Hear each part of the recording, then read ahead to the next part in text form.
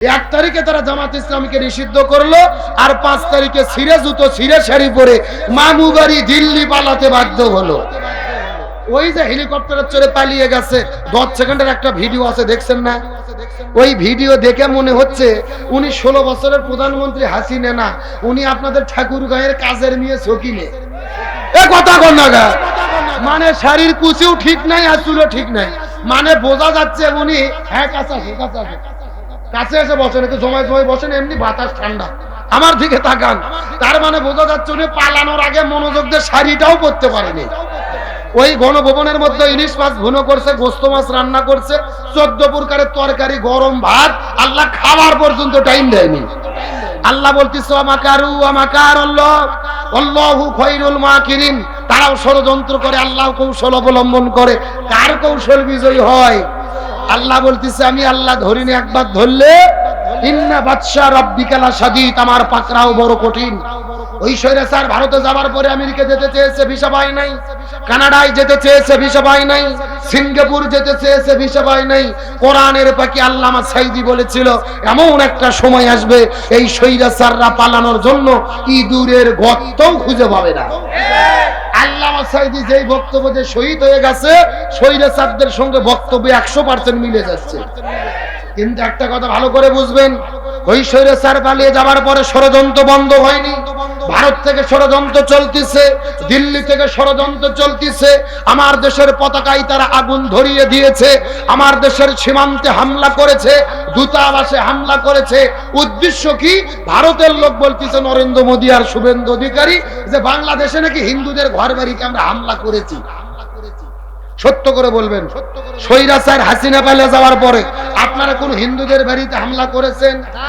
কারো ব্যবসা প্রতিষ্ঠান ভেঙেছেন? আমি জানি বাংলাদেশের ভেতরে ঠাকুরগাঁও জেলার সবচেয়ে বেশি হিন্দুদের বসবাস। আপনারা কোন হিন্দুকে কি হামলা করেছেন? বরং আমরা দেখেছি দুর্গাপূজার দিনে জামাতের ভাইরা, বিএনপির ভাইরা ওদের মন্দিরে মন্দিরে গিয়ে তাদের দুর্গকে নিরাপত্তা দিয়েছে।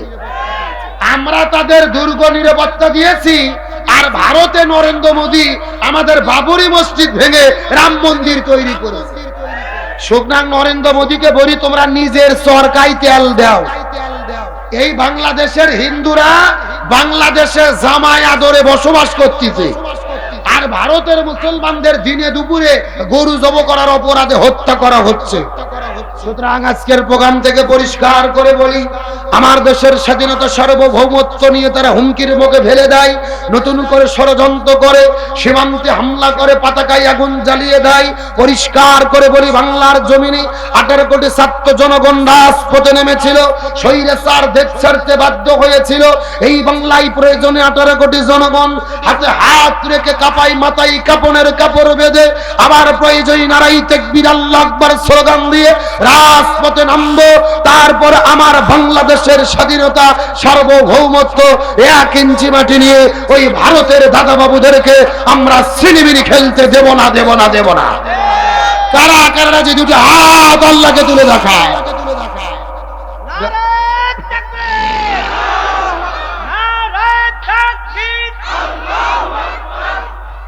শেষ হয়ে গেল না? না, এত শর্টকাট তাকবীর দিলে তো স্বৈরাচার আবার দেশ ঢুকবে। এ দেখে ভেতর থেকে একটা হুজুর তাকবীর দেন, কে স্লোগান পারেন দেন দেখি।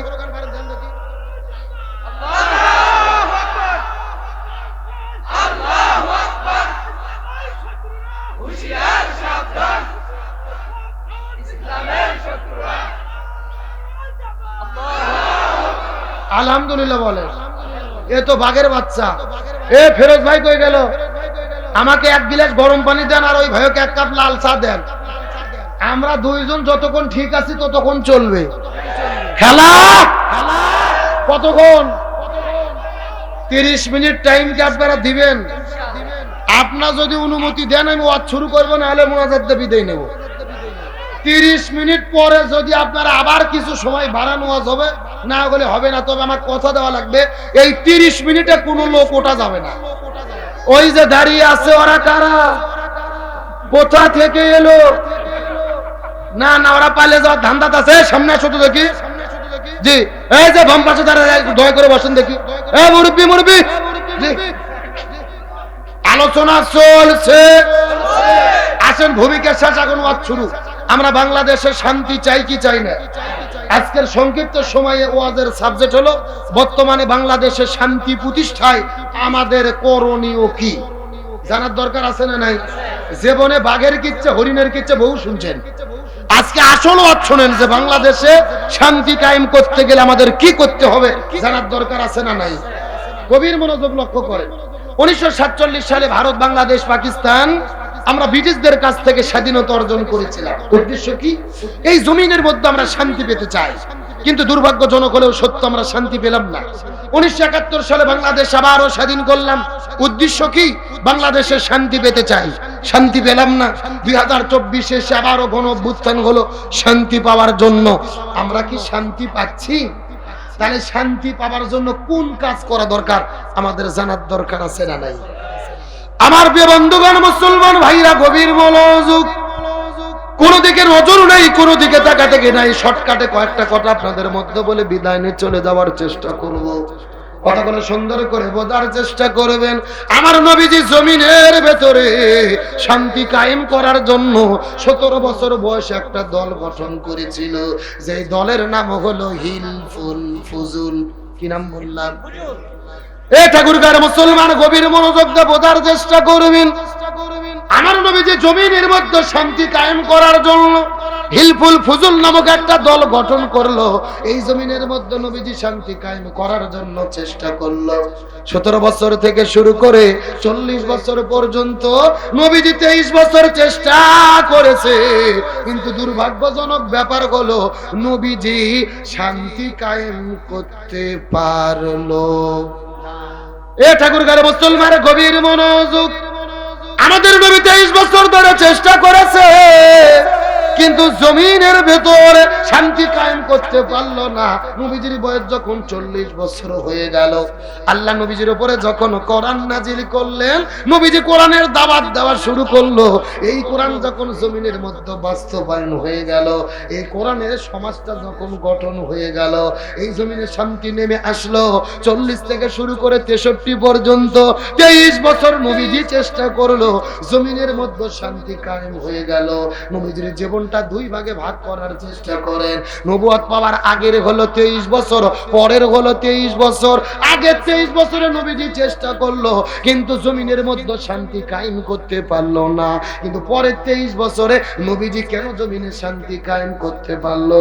এর পেছনে কারণ হলো আগের 23 বছরের ভেতরে নবীজির কাছে দল ছিল, কিন্তু নবীজির দলের ভেতরে আল্লাহর কোরআনের সংবিধান ছিল না।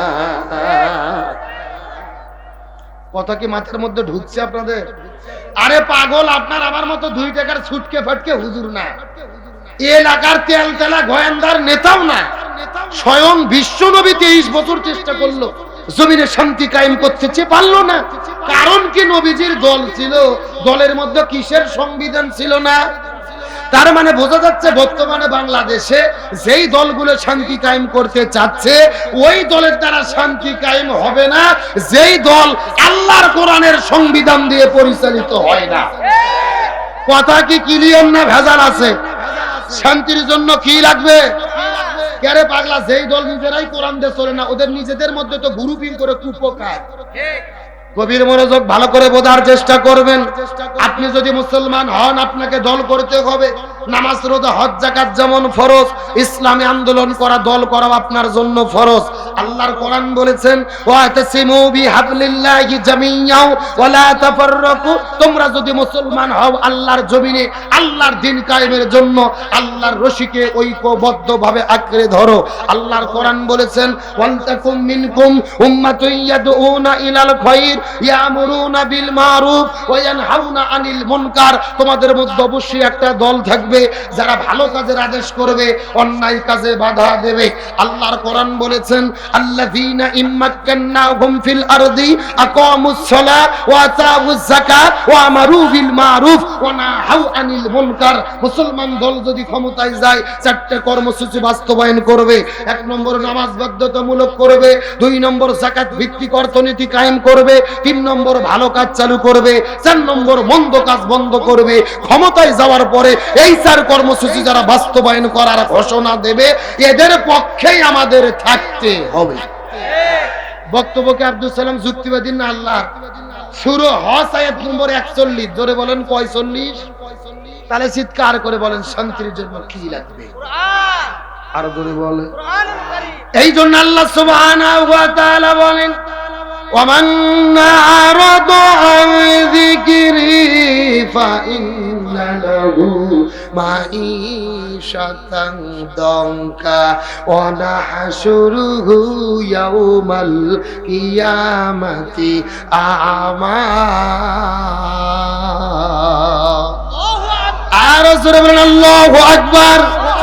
সূরা তাহা 16 নম্বর পারার 19 নম্বর পৃষ্ঠার 13 নম্বর লাইন 124 নম্বর আয়াতে কারিমা তাফসীর ইবনে কাসিরের মধ্য থেকে বলতেছে আল্লাহ তাআলা ডাকতে বলে এই পৃথিবীর মুসলমানেরা গভীর মনোযোগ, এই জমিনের মধ্যে যদি তোমরা শান্তি পেতে চাও, ব্যক্তি পরিবার সমাজ রাষ্ট্র রান্নাঘর থেকে শুরু করে সংসদ ভবন পর্যন্ত যদি তোমরা কোরআন না মেনে চলো, কোরআন বাদ দিয়ে যদি তোমরা মানব রচিত তন্ত্র মন্ত্র দিয়ে জীবন পরিচালনা করো, আর যদি শান্তির জিকির করো, তোমরা কোনো শান্তি পাবা না, বরং মাঈশাতান দঙ্কা, তোমাদের জীবনটা আমি আল্লাহ তাআলা অশান্তিতে ভরে দেব।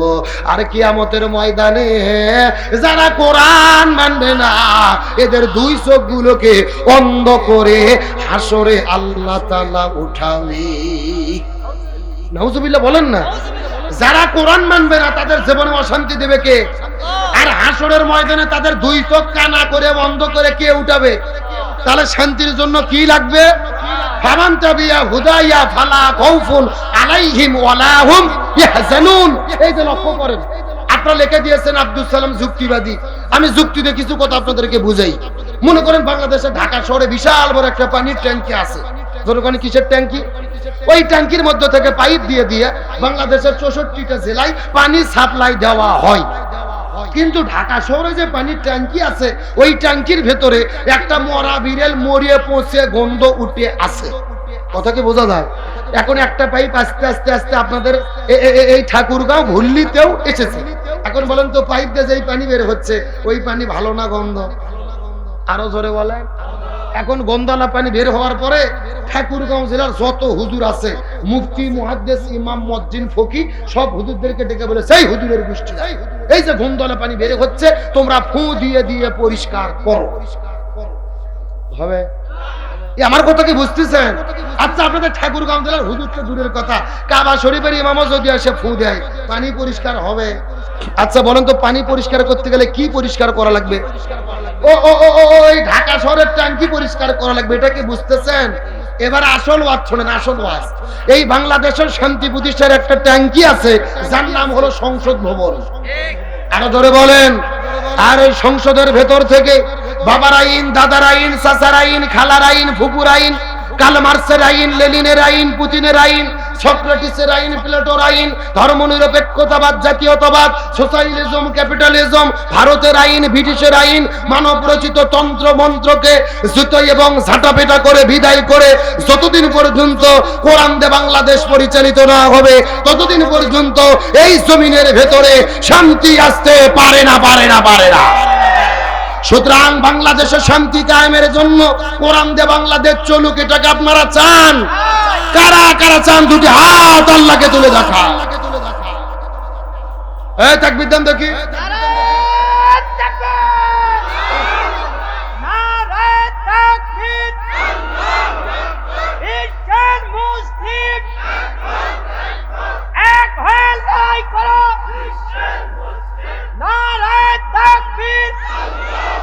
আলহামদুলিল্লাহ বলেন, আল্লাহ কবুল করুক বলেন আমিন। একেবারে সোজা কথা, জমিন যার আইন চলবে তার। আল্লাহর জমিনে আল্লাহর আইন কায়েম করা ছাড়া শান্তি আসতে পারে? এই জন্য আমাদের একতাবদ্ধ থাকতে হবে। স্বৈরাচার কিন্তু বলতেছেন বাংলাদেশের সীমান্তের কাছে আছি, যে কোনো সময় চট করে ঢুকে পড়তে পারি। আমরা বলতে ম্যাডাম আসেন, এটা তো আপনার বাবার দেশ, আসেন। আপনি চট করে ঢুকবেন আর আমরা আপনাকে ফট করে আয়না ঘরে ঢুকে দেবো। এ কথা কর না কে? রে ও চট করে ঢুকবে, আমরা কি ফিডার খাবো? আঙুল চুষবো? আমরা কই ঢুকে দেবো? কথা বলে না কেন?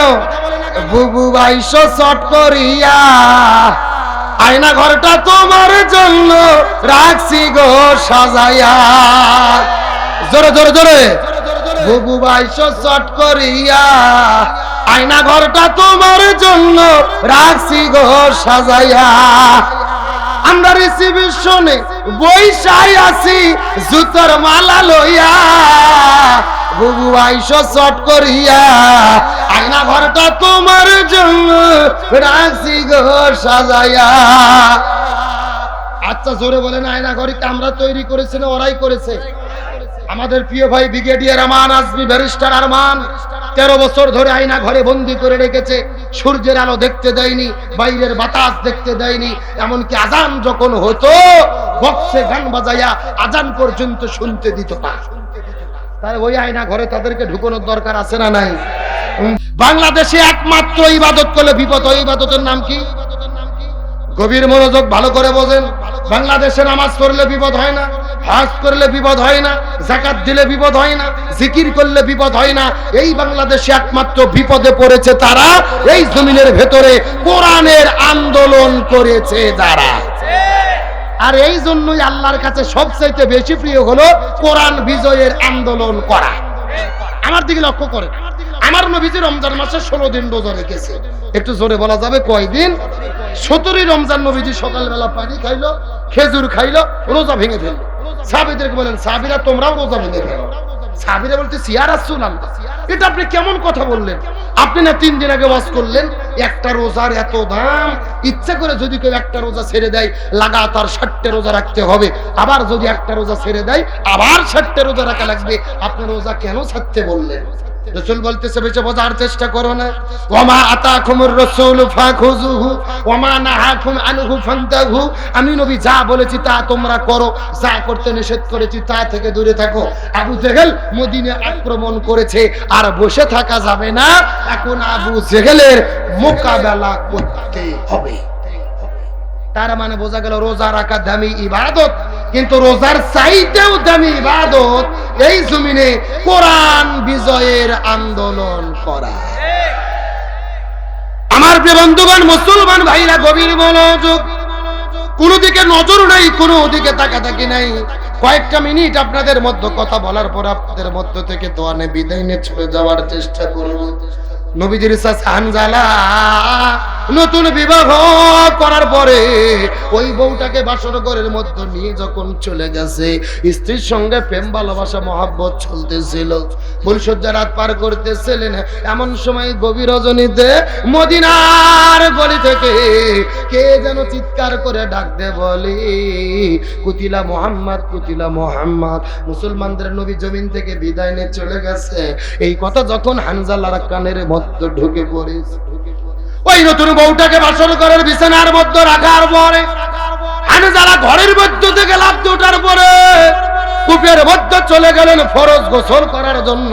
কূপের মধ্যে থেকে বালতি দিয়ে যখন তিনি পানিগুলো উত্তোলন করেছে, হাতের মধ্যে পানির মগগুলো নিয়েছে, শরীরের মধ্যে পানি ঢেলে দেবে, এমন সময় কে যেন আবার চিৎকার করে বলে, ফানা,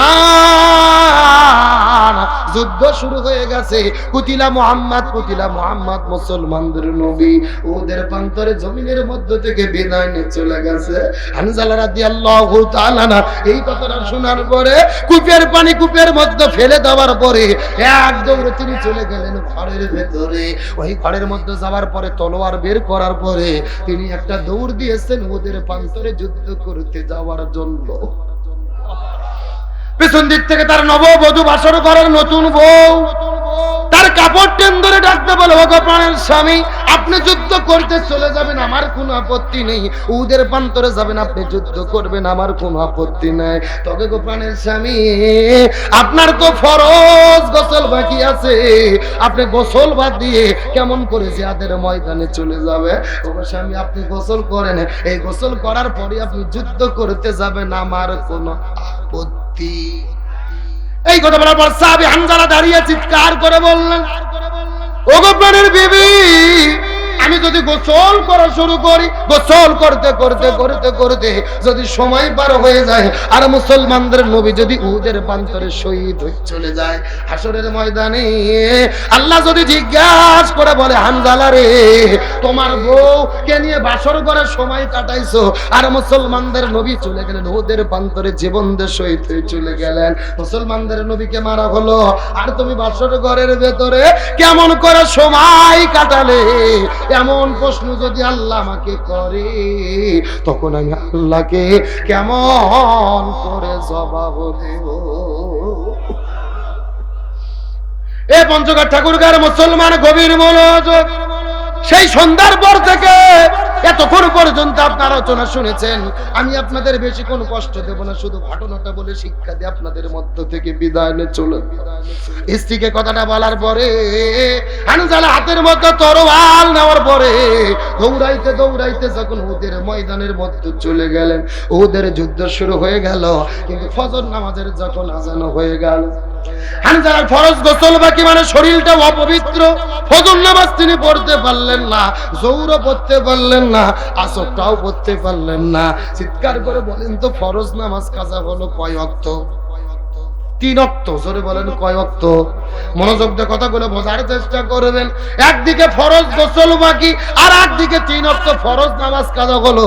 যুদ্ধ করতে করতে কয়েকজন কাফেরকে জমিন থেকে বিদায় করে দেওয়ার পরে আসর নামাজ পড়ে লক্ষ্য করে দেখা যায় পিছন দিক থেকে কয়েকজন কাফের আসার পরে হানজালার পিছন দিক থেকে কাদের উপরে যখন তিনি জোরে আঘাত করলো, হযরত হানজালা মাটির মধ্যে পড়ে গেছে। তার কাঁধ থেকে ঝরঝর ঝরঝর ঝরঝর করে রক্ত পড়া শুরু হলো।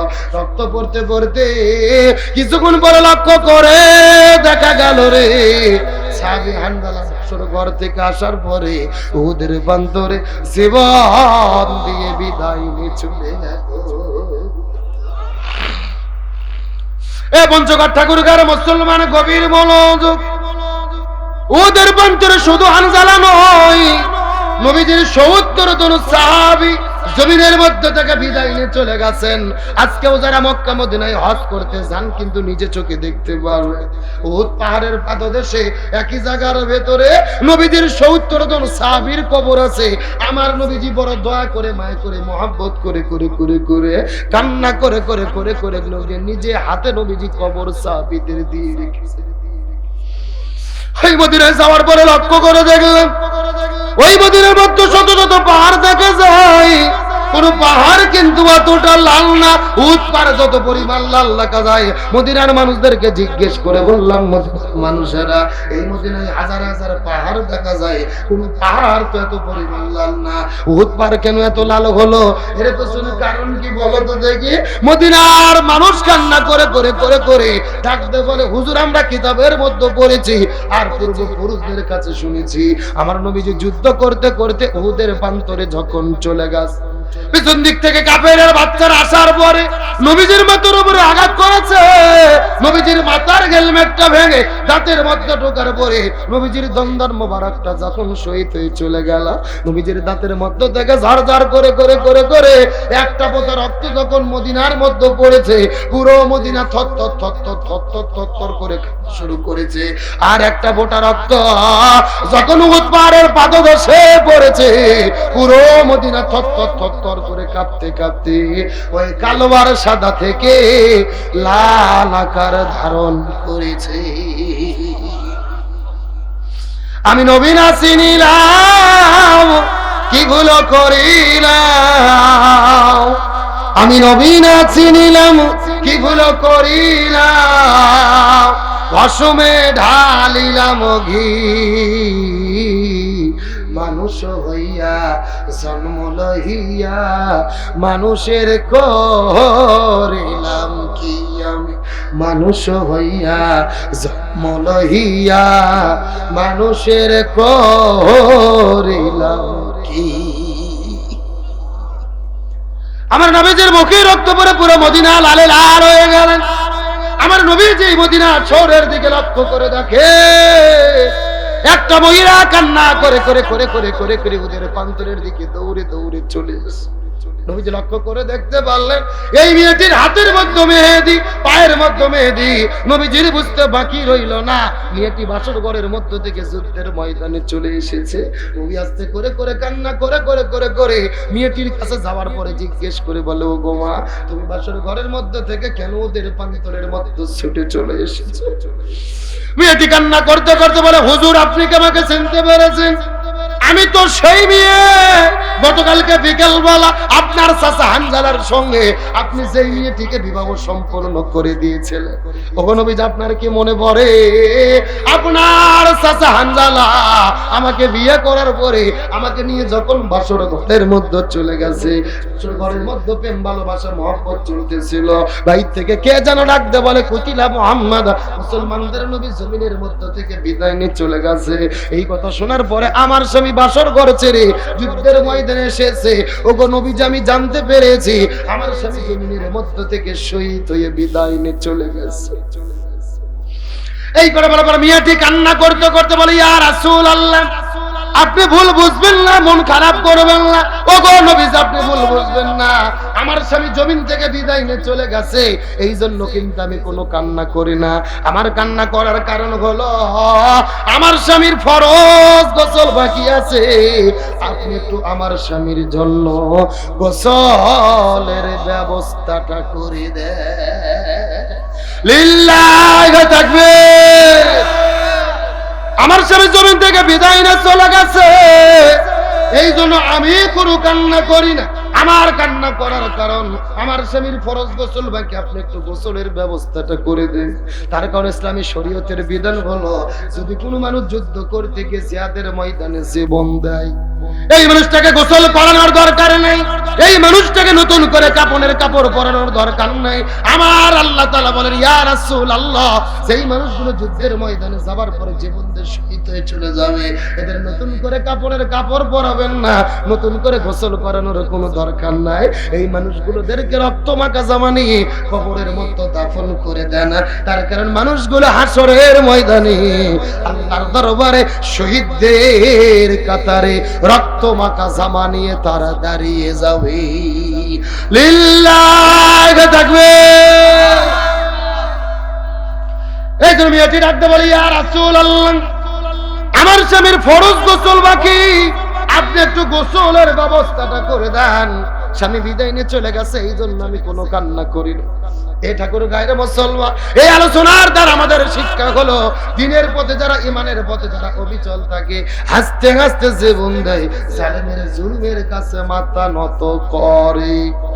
আমাদের নকিব, আমাদের আবার মাওলানা মতিউর রহমান নিজামী, আব্দুল কাদের মোল্লা, সালাউদ্দিন কাদের শাকা চৌধুরী, আলী হাসান, মোহাম্মদ মুজাহিদ, মীর কাসেম আলী মিঠু ভাই সহ মানুষগুলো হাসতে হাসতে ফাঁসির দড়িতে ঝুলেছে, কিন্তু জালেমের কাছে মাথা নত করে। আমাদের সকলের কলিজার টুকরা প্রিয় শহীদ আল্লামা দিলওয়ার হোসেন সাঈদী, অর্ধশত বছর ধরে যিনি কোরআনের মাহফিলে আলোচনা করলেন, যার আলোচনা শোনার পরে শত শত মানুষেরা কালেমা পড়ে মুসলমান হয়ে গেল। যেই মানুষটা কাবা ঘরের মধ্যে ঢুকে নামাজের অনুমতি পাইলো, যেই মানুষটা বুকের মধ্যে জোরে ধরে কাবা শরীফ ইমামে চুমু খাইলো, ওই কোরআনের পাখি আল্লামা সাঈদীকে 13 বছর ধরে জেলের মধ্যে বন্দী রাখার পরে ওই ইনজেকশনের সিরিজের মধ্যে বিষ ঢুকা আল্লামা সাঈদীর শরীরে বিষ প্রয়োগ করে ওই আল্লামা সাঈদীকে পরিকল্পিতভাবে তারা হত্যা করেছে। আর একটু জোরে বলেন। ওই কোরআনের পাখি আল্লামা সাঈদীকে 13 বছর ধরে জেলের মধ্যে বন্দী রাখার পরে হসপিটালে ভর্তি করে যেই ডাক্তারকে চিকিৎসা করার দায়িত্ব দিয়েছিল, এই ডাক্তারের নাম হলেন ডাক্তার মোস্তফা জামান। এই ডাক্তার কোন ডাক্তার? যেই ডাক্তার 2013 সালে শাহবাগের গণজাগরণ মঞ্চে দাঁড়িয়ে স্লোগান দিয়েছিল, সতে সাঈদী তুই রাজাকার, তুই রাজাকার, রাজাকারের ফাঁসি চাই। যেই লোকটা আল্লামা সাঈদীর ফাঁসি চাইলো, ওই লোকটাকে দিল চিকিৎসা করার দায়িত্ব। আমাদের বগুড়ার ভাষায় বলে শিয়ালের কাছে ছাগল বাগি। ওই হসপিটালে 2টা নার্স বলেছেন, আল্লামা সাঈদীর শরীরে ডাক্তার যখন ইনজেকশন পুশ করেছে, তার কিছুক্ষণ পরে কোরআনের পাখি আল্লামা সাঈদী মৃত্যুর কোলে ঢলে পড়েছে। তার মানে বোঝা গেল আল্লামা সাঈদীর মৃত্যু কোনো স্বাভাবিক মৃত্যু ছিল না, এটা হলো পরিকল্পিত হত্যাকাণ্ড। সুতরাং বর্তমান ডক্টর ইউনূস সরকারকে বলতে চাই, এই বাংলার জমিনে কোরআনের পাখি আল্লামা সাঈদীকে চিকিৎসা দেওয়ার নামে পরিকল্পিতভাবে যারা মৃত্যুর দিকে ঠেলে দিয়েছে, এদের প্রত্যেককেই বিচার করে ফাঁসির দড়িতে ঝোলাতে হবে।